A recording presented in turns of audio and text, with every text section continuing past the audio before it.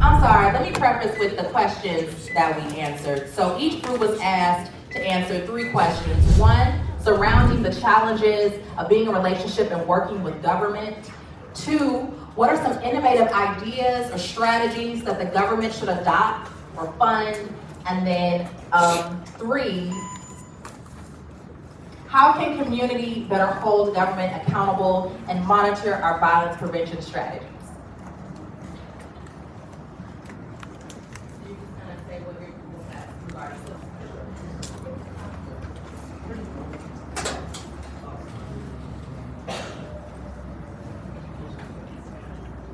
All right, the first one we discussed is pawn shops are not regulated, assuming they're talking about guns and other items.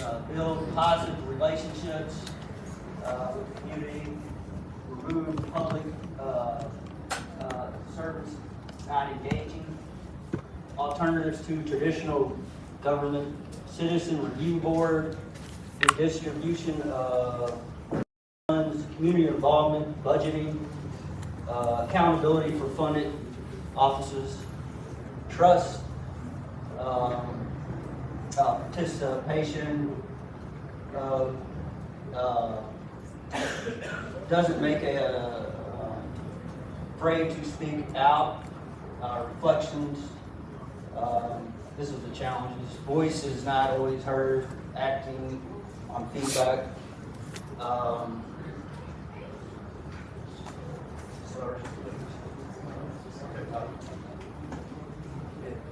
we talked a little bit about systemic racism. We talked a little bit about genuine police reform. We talked a little bit about some issues on voices not being heard, connecting to neighborhood groups. We also, and then we got into some solutions down here. We talked about some community engagements, violence prevention workshops, positive yard signs, youth involvement, grassroots involvement, and that's kind of the line that we went down. Thank you. Good job, I did have one other thing to say. One of the things we suggested was park rangers and park police. There's kind of help keep the community parks safe for the kids playing sports. And somebody else suggested in our group, youth, like we have neighborhood associations, maybe have youth associations, like the neighborhood associations, so you can connect with the youth in the community. Thank you. Thank you so much. And if you're not able to get to all of your group's answers, that's okay. Like we said, we're working on limited time, so if you're able to summarize the answers to the 3 questions. How y'all doing? My name is Michael Ballard. Sometimes listening to me could be good, sometimes it could be bad, depending on who you are. And since I ain't in nobody's pocket, I can speak free and I can tell the truth exactly how I see it. Now, we discussed it from the standpoint of trust and connection to Metro government. I didn't hear nobody in the room where I was at speak in favor of Metro government. Not one person. And on the drive, I want to make a point. Mayor Greenberg, I patiently waited for you to finish your conversation. And when you was done, I attempted to speak to you, and you cut it off. That ain't connection. That's exactly what we talk about. We're not treated like people. We're not treated like people. The government, the only thing that matters is big business. But big business don't vote. Big business do not vote. People do. I've been doing, I'm from the Bickford neighborhood. Used to be one of the violentest neighborhoods in this city. It's not that way no more. And it's not that way no more Because of me and people like me realized this is not our neighborhood. And we was right, because everybody came out. Once somebody started showing that leadership, I don't care what neighborhood you live in. Y'all gonna get together and you're gonna come out and you're gonna do what needs to be done. We realize every time kids in our neighborhood leave the neighborhood, they get into a fight with other kids in other neighborhoods. So we started coming up with programs and things to do in our neighborhood so that they won't go. And it just so happened that these programs that we was doing was allowing them to go back to school and tell good stories, not just somebody got shot. And the other one that we talked about was the violence.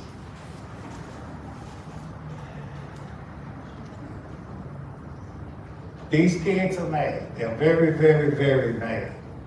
See, when a husband and wife get a divorce, whichever one leaves the house, the kids feel abandoned by that other.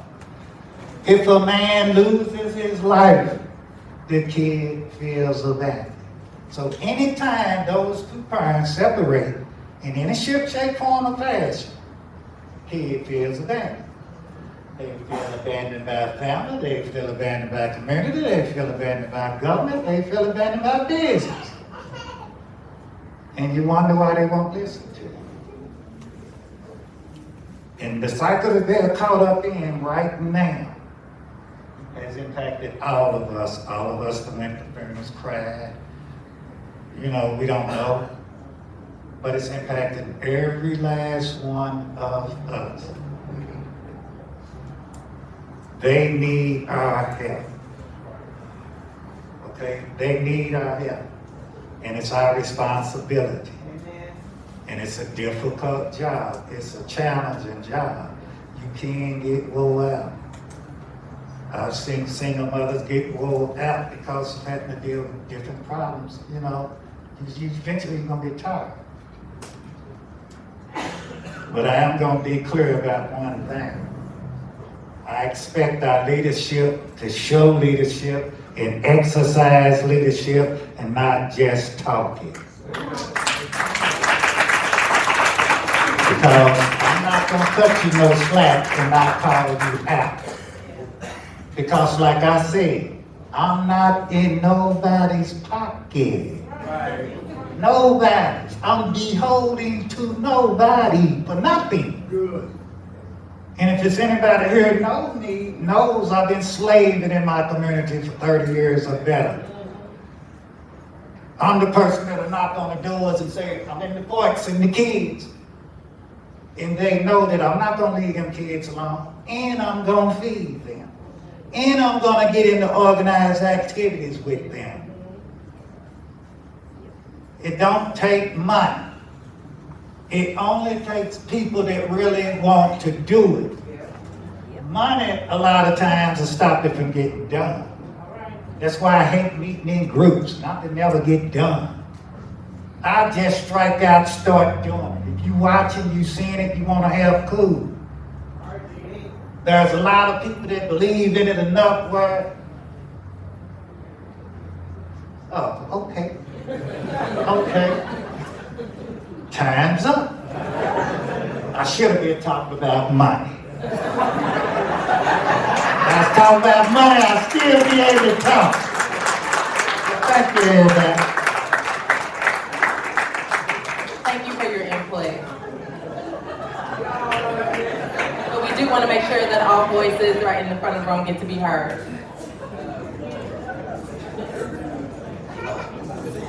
I'm Grandmaster Khalid Rahim, founding director of the Raven Federation Martial Arts Academy, the Raven Knights Work Riding Team. Just to talk a little bit about what we discussed today. 1,440 minutes in a day, everybody. Thanks for taking some of your time out to let's get together and unify and try and do something right. I do apologize. 1,440 minutes in a day. Thanks for coming out, spending your time to unite and let's do something right. But I don't have my glasses. I'm getting old.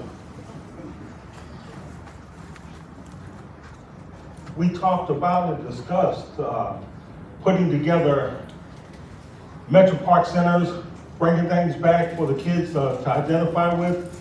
We talked about programs involving the Creator, God, the Creator, and getting the kids identified more with the Creator's laws, demands laws, more laws. We also talked about interpersonal communication, programs, problem-solving skills, conflict resolution. These are the things that our kids are needing. Just like there's parenting programs, we need to put together some children programs so that they can identify with their job description as a child. Our children are trying to live adult lives as kids. It is so rough on us as adults to do that, but if we don't identify with something, we'll be out there doing anything. We talked about accountability, and I'm summarizing everything, okay? Accountability from the government to provide the programs and the resources to help our children survive, to help these parents. Everybody, listen, listen. Everybody is grieving.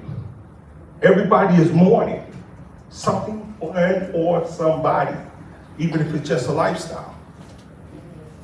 There's no grief counselors that come out to our community. There's no grief counselors to catch them in school. 24 hours in a day, they say sleep 8, work 8. What does that leave for you, for your children, for your families?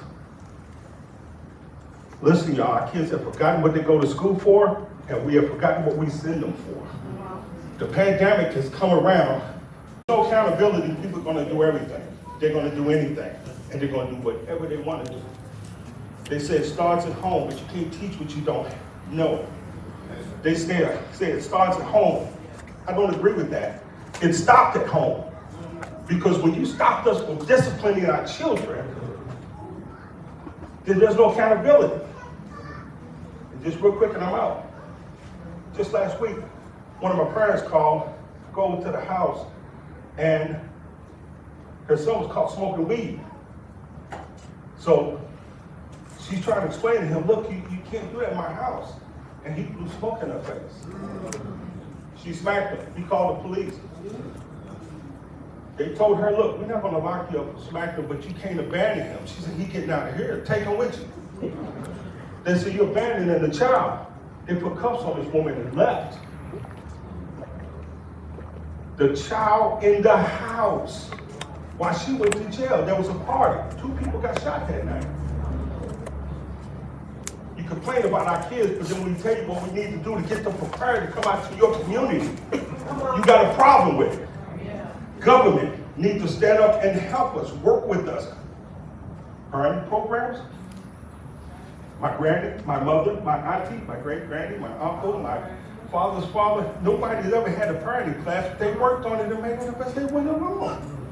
Grandparents are so good at taking care of the kids now because they at least around with their children. But we tie their hands and then we complain. As government, there needs to be accountability on them for education, for them on continuing education. And I'm out. Thank you. Peace and blessings. All right, and our final group.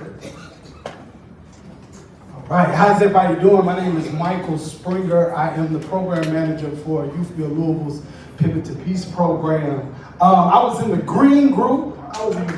Yeah, give it up for the green group. You can do that. You can do that. All right, very quickly, we will go through the challenges. Accountability to our councilmen and women, that was a challenge. Nobody is keeping a scoreboard. How do we know if you're doing what you said that you would do? Right? What we put you in the positions for. So accountability. Accessibility was another big thing. We talked about in the group how people would call the councilman or councilwoman and wouldn't get a hold of them. They aren't accessible to hear the problems, to hear some of the solutions in the community. Also, the legislative process can be too slow at times, and also it can be too fast at times as well. Transparency was a big thing. What are you doing, right? We want to see what's going on with our government officials. Another thing was unfair rules and regulations. Unfair rules and regulations, these are different ordinances in communities that come up, whether it's potholes, grass too high, or things that residents have issues with. Difficulty reading local government. This one was just the big disconnect. The big disconnect from our government officials and the people that are serving in the community, and how we are speaking two different languages. We're speaking two different languages, and that has created a problem, and furthermore, that has created violence. That has created violence in our community. Equal access to being heard, and so those were our challenges. Some of the solutions that we have is follow through. Follow through with decision makers. Another big point that we had, we talked about the decision makers, our government officials, but we also talked about follow through with the residents of the community. It is your duty that if you address an issue or a problem, that you follow through, that you follow through, that you follow through. It is not the responsibility of somebody else to take care of your community. It is your responsibility to take care of your community. That's right. Y'all can give it up for that. That's right. Green group, yes. And more active residents, more active parents, voters, coalitions in neighborhoods. So these were some of our solutions. Another solution was mental health. Mental health programs, some education programs, come together more. That was a big thing. We had at least 9 to 10 different organizations that were in our group. And we talked about operating in silos, how this group is doing one thing, this group is doing another thing. A solution is to create more opportunities that these organizations can work together. They're not competing at the funds, that it's really about the people in the community. And another solution was less criminalization of young people. It is not just a young people problem. It is not just a young people problem. That was a big thing in our group because young people kept coming up. We said that it's a mama problem, it's a daddy problem, it's an uncle problem, it's a big homie problem, it's a 13 to 17-year-old problem, it's an 18 to 24-year-old problem, it's a 25 to 35-year-old problem, it's a 36 to 45-year-old problem. It is a community problem, not just one demographic of the community. And if we criminalize our young people, then we are creating a generation that will not trust us, that will be used to being criminalized, and that is a problem, and that is violence. Last thing, and then I'm done. These are things that should be funded. Youth entrepreneurship, community learning circles in the community, more skilled trades, educational opportunities, post-secondary opportunities for young people, more things for elder residents, and cycle breakers and therapy. Oh, say it again. Say it with your chest. Cycle Breakers Breaking Chains Incorporated. Did I say it right? Give it up for me. Yes, sir. All right. And more youth solutions, and I am done. All right, give it up to all the groups.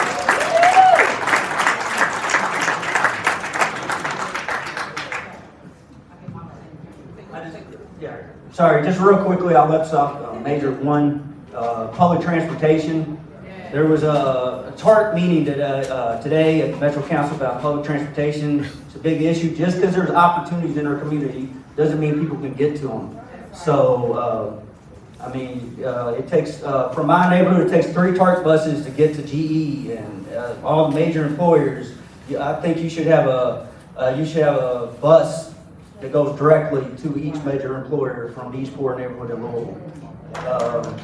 Also, I think you should have midnight basketball. It's a New York City idea. If you ever seen Earl, GOAT movie, it's the tutoring, midnight basketball. Our community centers close at 8 o'clock in Louisville, Kentucky. So we should keep them open later. Thank you. Thank you. Thank you, everyone. So we are going to take all of these beautiful solutions and challenges that has been documented on here and make sure that the mayor's office receives all of your input. Thank you all again for having your voices heard. At this point, I'm going to turn it. Okay. Will you come up, Mayor? Yes. At this point, I'm going to turn it over to Mayor Greenberg. Thank you so much, Amber. Thank you, everyone, for coming. Tonight was about listening and taking action, and listening even when it's about challenging, difficult issues. Sir, I apologize if I cut you off earlier as this was starting. I will come out and meet with you again at Victory Park and listen to you, your colleagues, and everyone, because that is very important. That's what tonight's about, and so I don't want to leave you at that pace, and I apologize for doing that, and we will continue the conversation at Victory Park, grilling some more burgers like we did over the summer last time. So thank you for pointing that out. And tonight is about taking action based on what we've heard. And so thank you all for coming. I want to thank State Representative Keturah Herod for coming and bringing these words back to the state. Thank you for your service. I want to thank Chief Jacqueline Gwynn Villarroel, Paul Humphrey, and others from LMPD who are here that also listen. We will only address these challenges and solve them working together at all levels of government, through all agencies of government, and working in partnership with community. So thank you all, and this is not the end. This is just the beginning. We're going to have more community action and violence prevention summits like this. We're going to take a lot of notes, and we're going to get to work working with you. Thank you all very much.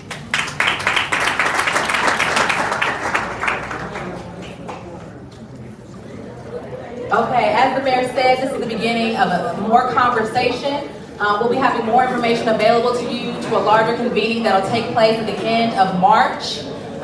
It will be here at the Albany Center, so please monitor our Facebook and other and the mayor's communications for further announcements regarding that convening. Thank you all. Good night. If you do nothing else, If you do nothing else. If you do nothing else. If you do nothing else. If you do nothing else. If you do nothing else. If you do nothing else. Stay live.